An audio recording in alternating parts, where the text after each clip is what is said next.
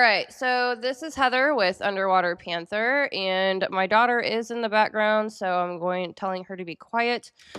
She is a Sagittarius, so we'll see how that goes. So anyways, I am in my Aquarian or INTJ Emotional Mastery Series video series here on YouTube.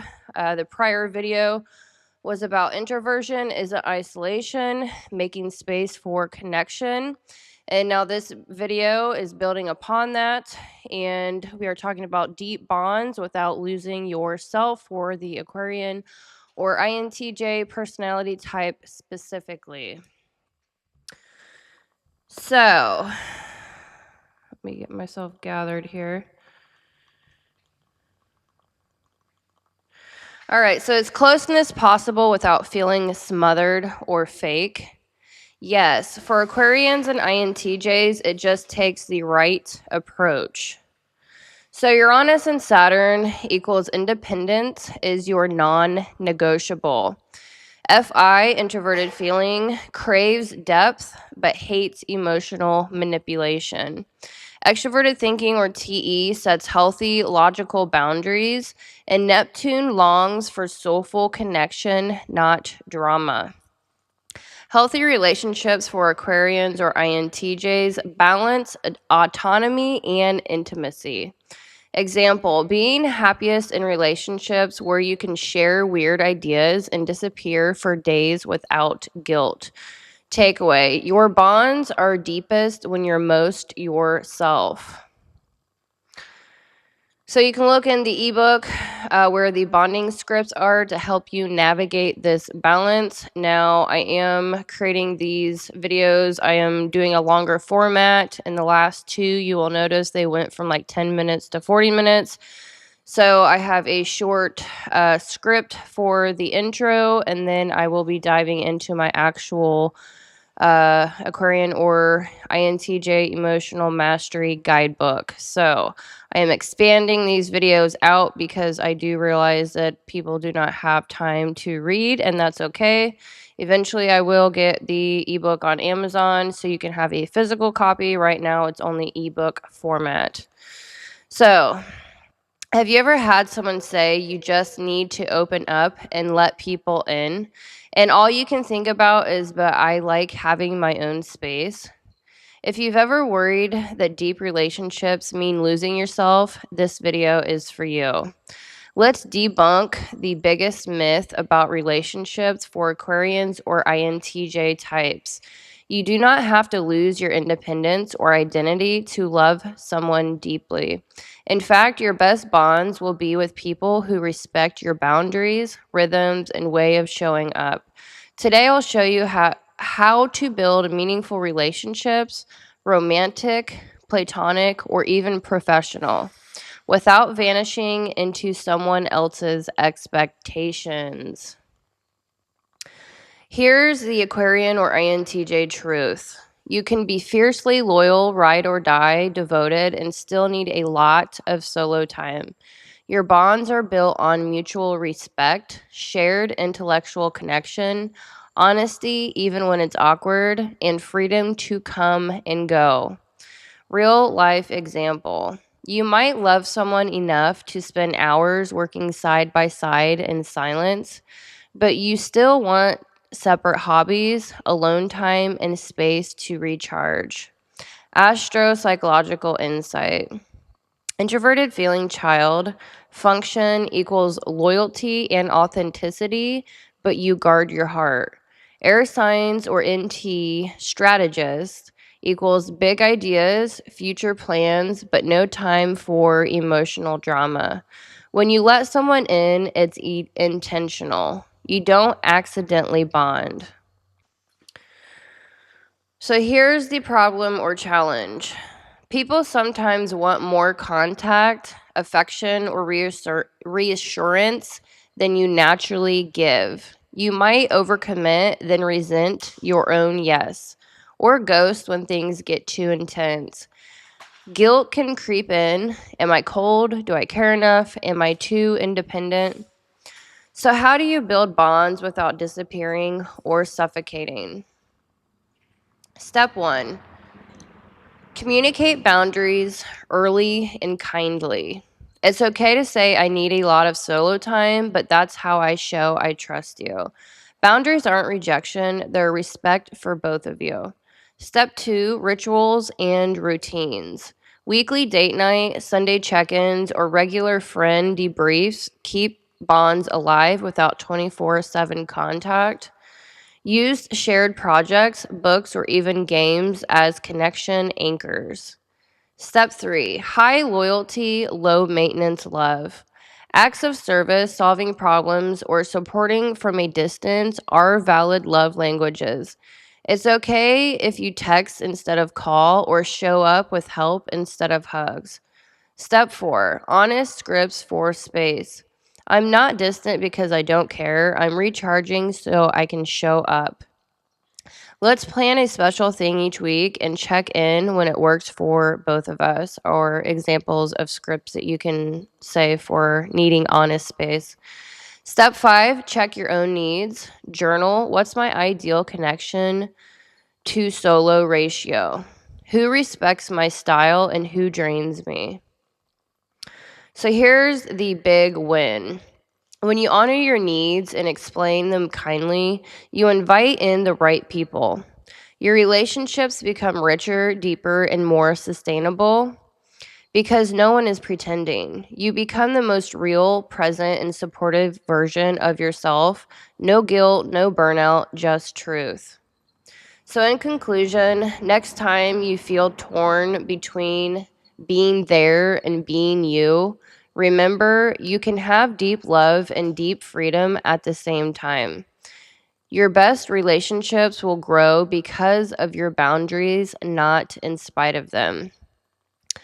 Do you want more scripts, rituals, and relationship templates? Watch the next video where we'll dive into Emotional Regulation 101 for outlier brains. Or grab my ebook below for worksheets and more real life stories and journal prompts. And I think I will start with connection inventory. Cosmic and cognitive clues to who energizes you. As Aquarians or INTJs, you're designed to crave meaningful bonds, but only on your terms. Your planetary wiring and cognitive stack both shape how you connect, who you gravitate toward, and which relationships actually recharge you instead of draining you. For Aquarians or INTJs, connection isn't about quantity, it's about quality, depth, and meaning. Your brain is wired to seek certain types of relationships and avoid others. Here's the scientific why, plus a practical framework for mapping your social world. So, the psychology of selective bonding. Dopamine sensitivity. Aquarian or INTJ types have nervous systems that react strongly to novelty and intellectual stimulation. Hello, Uranus, introverted intuition, and Mercury. But surface level socializing or chaotic environments can overwhelm dopamine pathways, making you crave deeper, more meaningful interaction. Oxytocin and trust. You bond slowly but powerfully. Research shows introverts have lower baseline oxytocin during casual encounters, but much higher bonding responses with trusted, like minded people. Explaining why acquaintances can feel exhausting, but true friends are energizing. Mirror neurons and empathy. INTJs and many Aquarians have unique patterns of empathy. They relate through shared values, ideas, and visions, not necessarily through feeling what others feel on the spot. This means you connect deeply over shared purpose, not just shared emotions. Cognitive wiring and social chemistry. Introverted intuition craves relationships that honor independence and big picture thinking. You're drawn to people who respect your mind and give you space to grow. Extroverted thinking equals you value direct, purposeful collaboration, friends and colleagues who help you build, solve, or create. Introverted feeling demands authenticity and integrity. Only those who match your values earn your loyalty and attention. Extroverted sensing, you benefit from friends who help you live in the moment, but only in small doses or familiar settings. Science-driven connection theory. Who energizes you? Research on introversion shows INTJs or Aquarians feel most charged after one-on-one, idea-driven conversations, group projects that matter to them, relationships where their individuality is celebrated. Who drains you? People who demand emotional labor or quick responses, surface level interaction, or mandatory fun. Those who ignore boundaries or dismiss your ideas. And then we go into practical journal worksheets, map your social world, listing your current connections, rate each on a 1 to 5 scale. Do they support your values, ideas, or vision? And then helping you notice patterns. So I'm on page 84 of my Aquarian or INTJ Emotional Mastery ebook, and I will go through a couple more pages to expand out this topic. I am liking this format better. So how to apply this science? Invest more in core connections. Schedule regular check-ins or collaborative projects with your energizers. Limit energy draining ties. It's okay to step back, decline invitations, or set firmer boundaries. Balance solitude and connection. Science shows even introverts need some social contact for emotional health. Just make it meaningful and on your terms. In summary, Aquarians or INTJ types thrive in relationships that stimulate the mind, respect individuality, and align with deeply held values. A connection inventory isn't just nice, it's neuroscience-backed self-care. So planets and connections. Who's in your orbit? Saturn. You value loyalty, consistency, and clear boundaries. You're drawn to those who respect your need for space and your independent streak. Uranus. Kindred spirits are often fellow rebels, visionaries, or quirky originals. Uranus inspires you to seek out friends who challenge convention and support your evolution. 11th house, which is Aquarian's domain. Your most rewarding connections happen in groups centered on ideas, causes, or shared visions. Think mastermind circles, activist collectives, or creative teams. Neptune, you have a soft spot for soulful, artistic, or empathetic friends, even if you need their vibe in smaller, more digestible doses. Mercury, conversation is key. You're energized by those who stimulate your mind, make you think, and aren't afraid to question the script. Cognitive functions and relationship chemistry. Introverted intuition. You connect best with people who get your vision, respect your mental independence, and enjoy big picture conversations.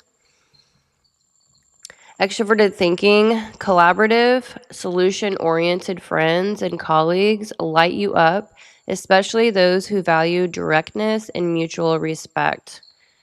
Introverted feeling, you're fiercely loyal to a select few who match your values. Authenticity is non-negotiable. Extroverted sensing, you benefit from friends who can pull you into the present, encourage you to try new experiences, or simply help you enjoy the moment. And I have some more journal prompts here. And then we are getting into, I don't think I want to get into red flags yet. No, the next video is about dealing with emotional triggers. Actually, I think I will get into connection red flags. So this is part 2, connection red flags. Even for the most independent Aquarians or INTJs, relationships matter, but the wrong connection drains, distracts, or destabilizes you. Science and self-awareness can help you spot the warning signs early on. Here's how to identify and address red flags in your social world. Common connection red flags for Aquarians or INTJs. Number 1, values mismatch. So we're talking with introverted feeling and Saturn. You feel uncomfortable, fake, or on edge around someone whose actions or priorities clash with your deeply held values. Example, a friend pressures you to gossip while integrity is your core value. You feel drained after every interaction and begin to avoid their calls. Number 2, boundary disrespect with Saturn NTE. Someone pushes past your limits, ignores your no, or invades your need for solitude or privacy. Example, a colleague keeps dropping by unannounced or expects instant replies to every message. You start feeling stressed whenever your phone buzzes. Number 3, emotional drama or chaos with Neptune, Pluto, and FI. The person is unpredictable, manipulative, or brings constant emotional ups and downs, leaving you feeling mentally or emotionally exhausted. Example, a group chat is always full of conflict, or a friend frequently unloads their problems without considering your energy. Afterward, you're depleted for hours. Red flag number 4, lack of intellectual or creative stimulation. The relationship feels stuck in small talk, routine, or surface level topics. You can't be your true curious self. Example, a family gathering revolves around sports or weather. You try to introduce a deeper idea, but get shut down or teased for being too serious. Social red flag number 5, pressure to conform. Uranus in 11th house influence. You're pushed to fit in, hide your quirks, or compromise your originality to maintain the connection. Example, a friend group wants you to join every outing and resist your need for alone time or different interests. You feel like you're losing yourself. Connection red flag number 6, dismissed or ignored. Your ideas, feelings, and contributions are routinely dismissed, minimized, or ignored. Example, in meetings, your suggestions are talked over and or not acknowledged. Then someone else repeats them and gets credit. Connection red flag number 7, transactional or one-sided dynamics. The relationship feels like it's always about their needs, never yours. You give support, but rarely get it in return. Example, a friend relies on you for advice or errands, but is never available when you need help. How to respond to red flags. I have a pirate ship. The visuals in my ebook is amazing. I absolutely love all these pictures in here. There's a pirate ship with red flags, and it's absolutely Aquarian energy, and I love it. All right, so how to respond to red flags. Trust your signals. Notice if you feel tense, fatigued, or not yourself after time with someone. Set or enforce boundaries. Politely but firmly state your needs or limits. Reduce exposure. It's okay to spend less time with draining connections, even if you can't cut them out completely. Invest in better fits. Seek out or nurture relationships that energize and respect you. And then I have more reflection prompt. Think of a recent social interaction that left you uneasy or depleted. So you can go ahead and go through those. I'm going to skip that for now.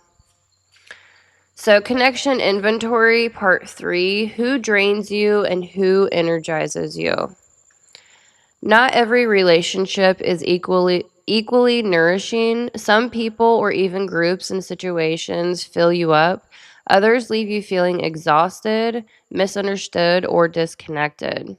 Aquarian or INTJ types with your sensitive nervous system and high need for authentic connection are especially affected by who and what you let into your social circle.